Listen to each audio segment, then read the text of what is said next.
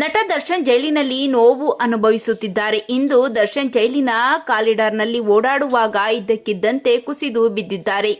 ಹಾಗಾದ್ರೆ ನಟ ದರ್ಶನ್ ಅವರಿಗೆ ಆಗಿದ್ದೇನು ಅದೆಲ್ಲ ಸಂಪೂರ್ಣವಾಗಿ ನೋಡೋಣ ಬನ್ನಿ. ನಿಮ್ಗೆಲ್ಲ ಗೊತ್ತಿರುವಂತೆ ಮೊನ್ನೆ ತಾನೇ ನಟ ದರ್ಶನ್ ಅವರು ಯೋಗ ದಿನಾಚರಣೆ ದಿನ ಜೈಲಿನಲ್ಲಿ ಎಲ್ಲರೊಂದಿಗೆ ಯೋಗ ಮಾಡಿ ಗಮನ ಸೆಳೆದಿದ್ದರು. ಮೊದಲಿಗೆ ನಾನು ಯೋಗ ಮಾಡಲು ಬರುವುದಿಲ್ಲ, ನನಗೆ ತುಂಬಾ ಬೆನ್ನು ನೋವು ಇದೆ ಅಂತ ಹೇಳಿದ್ದಾರೆ. ಆದರೆ ಹಿರಿಯ ಪೊಲೀಸ್ ಅಧಿಕಾರಿಗಳು ಯೋಗ ಮಾಡುವುದರಿಂದ ಬೆನ್ನು ನೋವು ಕಡಿಮೆ ಆಗುತ್ತೆ ಅಂತ ದರ್ಶನ್ ಅವರಿಗೆ ಮನವೊಲಿಸಿ ಯೋಗ ಮಾಡಿಸಿದ್ದರು. ಆದರೆ ಇಂದು ದರ್ಶನ್ ಅವರು ತಮ್ಮ ಜೈಲಿನ ಕೋಣೆಯ ಮುಂದಿರುವ ಕಾರಿಡಾರ್ನಲ್ಲಿ ಓಡಾಡುವ ವೇಳೆ ದರ್ಶನ್ ಅವರಿಗೆ ವಿಪರೀತ ಬೆನ್ನು ನೋವಿನ ಸೆಳೆತ ಕಾಣಿಸಿಕೊಂಡಿದ್ದು ದರ್ಶನ್ ಅಲ್ಲಿಯೇ ಕುಳಿತುಕೊಂಡಿದ್ದಾರೆ. ತಕ್ಷಣ ಜೈಲು ಅಧಿಕಾರಿಗಳು ದರ್ಶನ್ ಅವರ ಪರಿಸ್ಥಿತಿ ತಿಳಿದು ಜೈಲಿನ ಆಸ್ಪತ್ರೆಯಲ್ಲಿ ಚಿಕಿತ್ಸೆ ಕೊಡಿಸಿದ್ದಾರೆ ಎನ್ನುವ ಸುದ್ದಿ ಸೋಷಿಯಲ್ ಮೀಡಿಯಾದಲ್ಲಿ ಕೇಳಿಬರುತ್ತಿದೆ.